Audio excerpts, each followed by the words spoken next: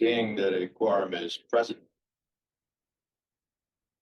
Ready to begin. So far, if we may have the roll call. Okay. Director Fall, Yes.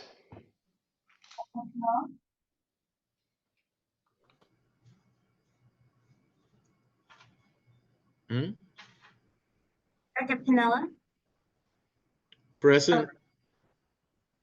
and Director Seward. Oh, he's having some audio problems. He says he's going to call in. Yeah, I think we can give him a minute to call back in. Okay. And Cherry, Here. First item on the agenda. Approval of the minutes. Of the regular board meeting June 8th, 2023. What we call, we want Director Seward to be able to call in. So I think he's dealing with some technical issues right now. But Celeste, could you move Michelle over to presenter status? I see her as an attendee.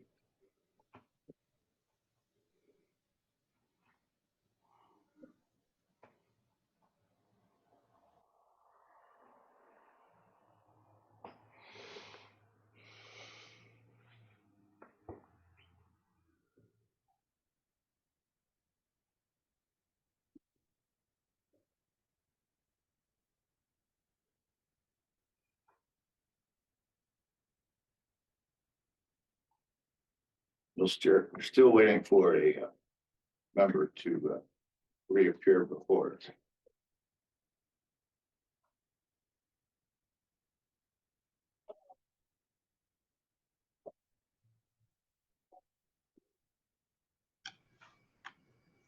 Director Seward, are you able to hear us now?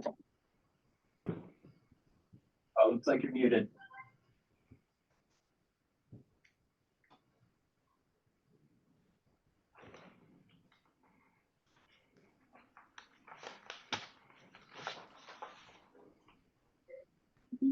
no audio is connected. Just ask. Yeah, can you hear me now? Yes, we can. Right.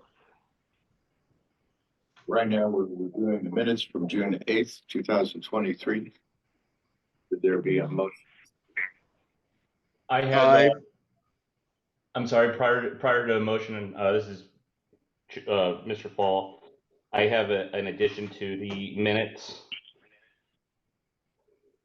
Yes, go ahead. On page 2 of the minutes regarding resolution number 23 IDA 10, I'd like the minutes to reflect that I requested a memorandum over whether or not the IDA has authority to issue bonds to finance charter school projects. I requested that at the meeting. I'd like the minutes to reflect that request.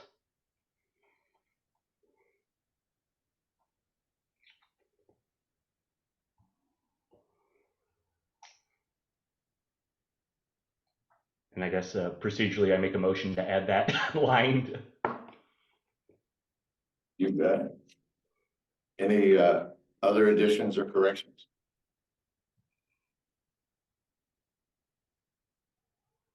Not from Mr. Fall.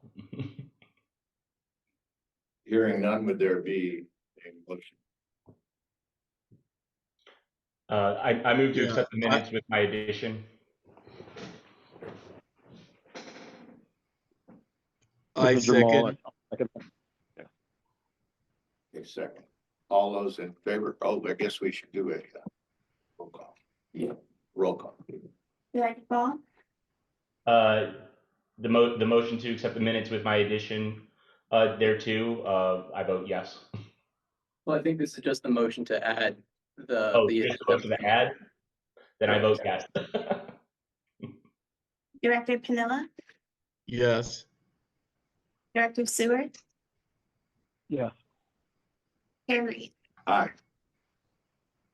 We should then go back and, Yeah, and approve the minutes as Reapprove. amended. Yeah. okay.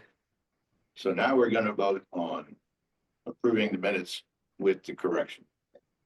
So roll call, please. Director Fall, So moved. Okay, so we have a motion. Is there a second? I second. Now we can Now we can. Okay, Director Fall, Yes. Director Pinella, yes, Director Seward, Yes. and Chair Reed. Aye. Thank you. The ayes have it. The next item on the agenda, resolution 23 IDA 11. The intent of the IDA about the Ridge Crest Apartment. Michelle, you're on. Hi, good afternoon, everyone. Hello. This Hello. project, as Chair Reed said, is for the Ridgecrest Apartments. This is a preliminary approval and an inducement resolution for multifamily housing revenue bonds. And the bond amount will be up to $15 million. And the use of funds is to provide funds to purchase and rehabilitate certain improvements located at 3648 Kosciuszko Street in St. Louis. And the total project cost is $16,857,000, or $857,382. There is additional public assistance from low-income housing tax credits of approximately $5.3 million. Loan funds from the Missouri Housing Development Commission, so MHDC, of approximately $1.26 million. And the developer is also seeking a Chapter 99 property tax abatement through the city. The developer will be LIH Ridgecrest AGP LLC, and the borrower will be LIH Ridgecrest Preservation LP. And the property manager will be New Earth Residential LLC, and bond counsel is Waylon Watson of Gilmore and Bell. There is no underwriter because the bonds will be privately placed with a purchaser to be identified by the applicant. And the Ridgecrest apartment project is located at 3648 Kosciuszko Street in the city. It's comprised of 3 buildings on 2.9 acres and is a proposed acquisition and rehabilitation of an existing Section 8 multifamily development. The properties were originally constructed in 1965 and subsequently renovated in 2003. They consist of 84 1, 2, and 3-bedroom units contained in 3 two-story low-rise apartment buildings. It is currently 96.4% occupied and maintains a waiting list of approximately 200 households. Post-renovation, 83 of the property's 84 units will be restricted to tenants earning 60% of the AMI or less, and 73 units will continue to benefit from a Section 8 contract where the tenants will continue to pay 30% of their income towards rent. The renovations upgrades will include all units' kitchens and baths, including energy efficient appliances, plumbing, and electrical fixtures, interior finishes, including new flooring, hardware and paint, accessible paths, mechanical systems, and common area amenities. The total renovation hard costs are approximately $45,000 per unit. The developer has completed 13 similar projects in the past 5 years across multiple states in the U.S. This includes projects done under developer entity, its manager, and individually. And the requested action is approval of the attached resolution. And we do have representatives of the developer with us today, as well as Lisa Russell from Gilmore and Bell, if there are any questions.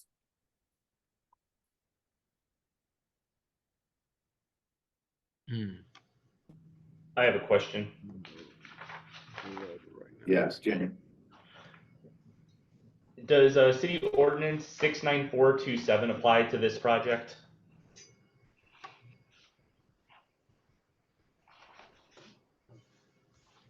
What is 69247? I think I might be able to shed some light on that. The project is going to also be seeking tax abatement. So yes, the provisions of the prevailing wage and MBE and workforce ordinances will apply to it. And is that because of our action or because of another entity's action? That's because it's seeking a tax incentive through the LCRA. Okay. Okay, and so through the LCRA, not through our action. Correct, but it'll still be Okay. subject to the ordinances. No, you answered you answered my question. I appreciate it. Thank you very much.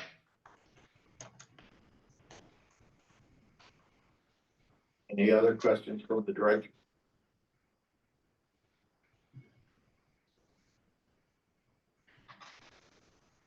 As this is a preliminary view, we will see this again after it goes to application. Correct. It will come back for final approval. Now, is Kosciuszko, is that down in the Marine Villa area?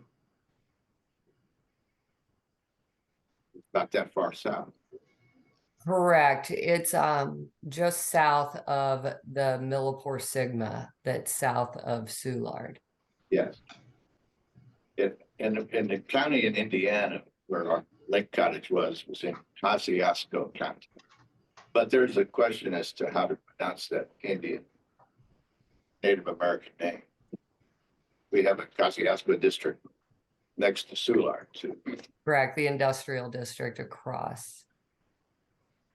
And my friends that live there always pronounced it Kosciuszko, so. Wow.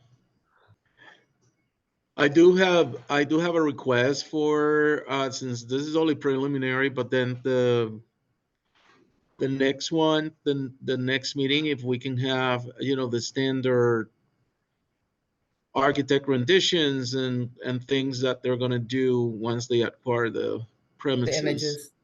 Yeah, images, so we can see how this is gonna work. Okay. We can add that to the next packet. Yeah.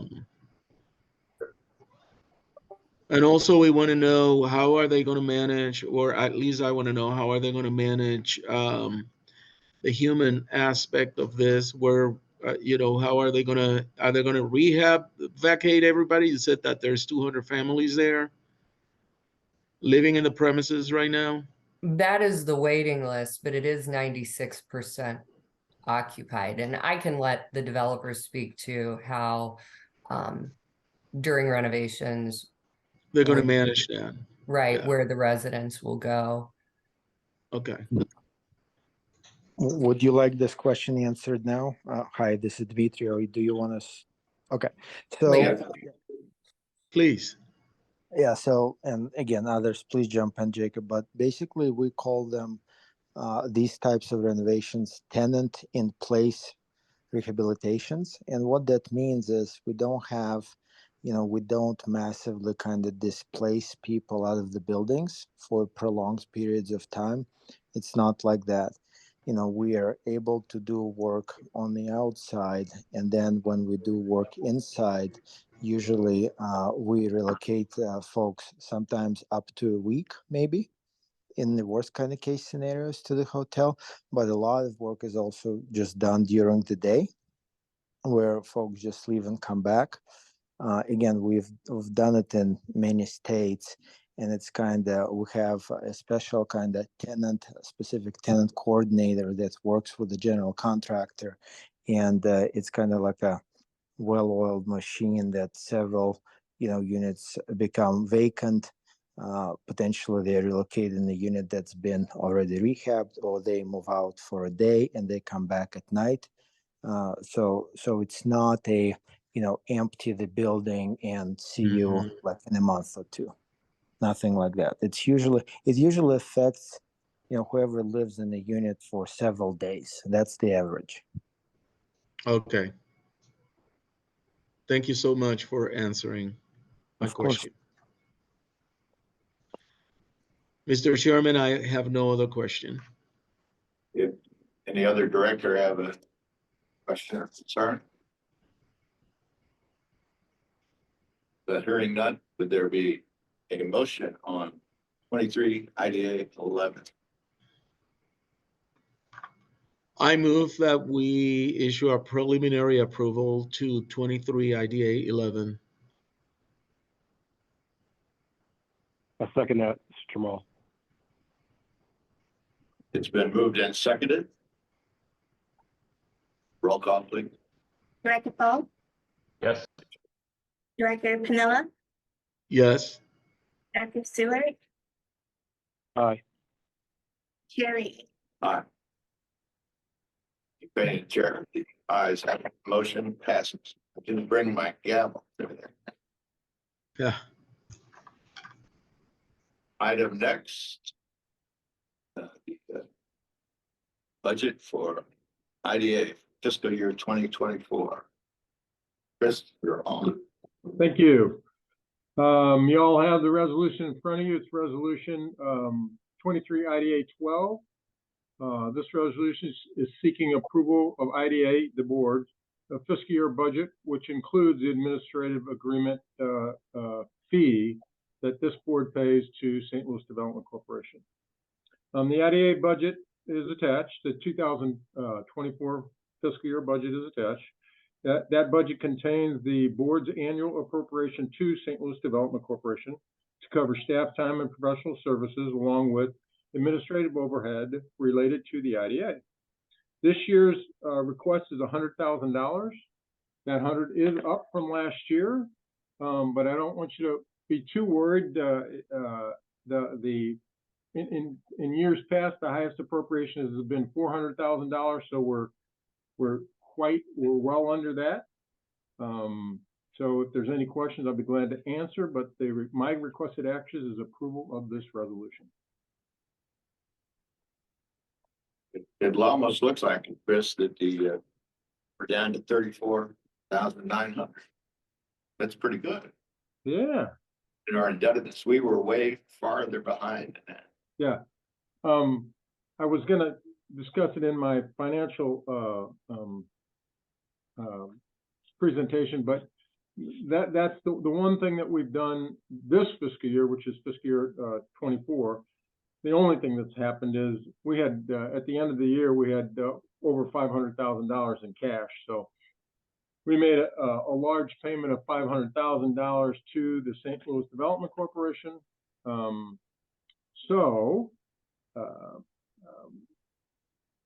Between what we're committing this year, if the board approves 100,000 and the leftover, I thoroughly expect to be completely paid out to SLDC by the end of this fiscal year, and for us to have cash in the bank owing no one.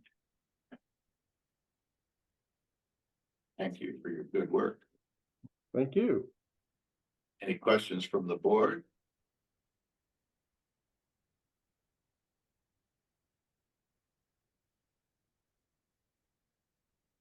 Hearing none, would there be a motion to approve 23 IDA 12? I, Director Prinella, present a motion to approve IDA 23, IDA 12. Is there a second?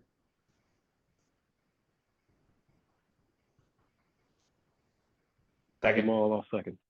It's been moved and seconded to approve. Roll call, please. Director Fall, Yes. Director Pinella, Yes. Director Stewart, Aye. and Jerry. Aye. Well, item next is the open agenda. We have anything in the coffers? I had mentioned to you what we did. We paid St. Louis Development Corporation, so the cash is way down. Still $66,000 in the bank, 67. But at this point, we owe SLDC $100,000, which is past few years of the administrative commitment. And as I said before, I well expect should we have a decent year, a pretty normal year of what even's on the books, that amount would be paid for, and we would have cash in the bank at the end of the year, which would be a wonderful thing. But that's all I really have for nothing, no activity except interest income on the cash account. Any questions from the board? Mm-mm. Yeah, this is Jamal. Just could you mentioned it was an administrative commitment, and just because I'm so new, can you just kind of walk me through what you mean by that, or what that commitment is Sure. or was? Sure. So all the employees work, all the employees for the IDA, for the local development company, for the planned industrial expansion, for LCRA, all those employees work for the St. Louis Development Corporation. So IDA, this board, myself, doesn't have employees. They're all working for St. Louis Development. And for that, each of those boards, IDA being one, local development company, PIE, all the others, they pay, there's a 5-year administrative agreement that renews every 5 years. And every year, there's what I call the teeth is given to that agreement, in that each board funds, gives an administrative commitment, administrative fee to the St. Louis Development Corporation to pay for those services, to pay for my staff, my time, to pay for the rent, to pay for what it costs to do business. Gotcha. Okay, that's what I thought. I just want to make sure that I was tracking that. And Jamal, this is Gary Reed. We, the IDA, raise money by our bond issues. And there's a certain percentage, what is it, Chris, about 1%? 1/2 of 1%. 1/2 of 1%. Yeah.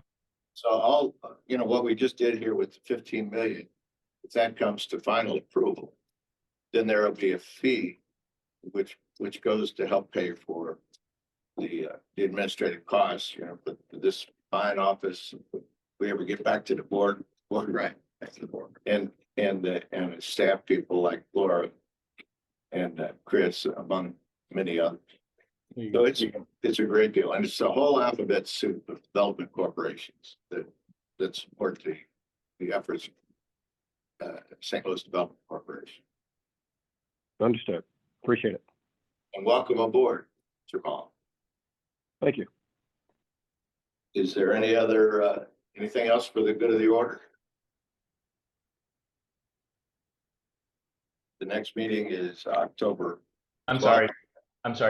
Briefly, yes. I just, for the good of the order, I haven't received that memorandum that I mentioned in the minutes yet. If I could get a copy, if somebody could get me the memo, I'd appreciate it. James, that'd be in your department. Sure. Yeah, I can follow up with you about that. Thank you very much. I appreciate it. Anything else? But hearing none, would there be a motion to adjourn? So moved. Oh, go ahead. Sorry. Everybody likes to get their name in the minutes. So, anybody want to adjourn, say aye. Wait a second. Aye. Did you second? I think it was. I will. Yeah. We're good. Okay, we stand adjourned, and it's early. It's 1:52. We stand adjourned. Thank you, everyone.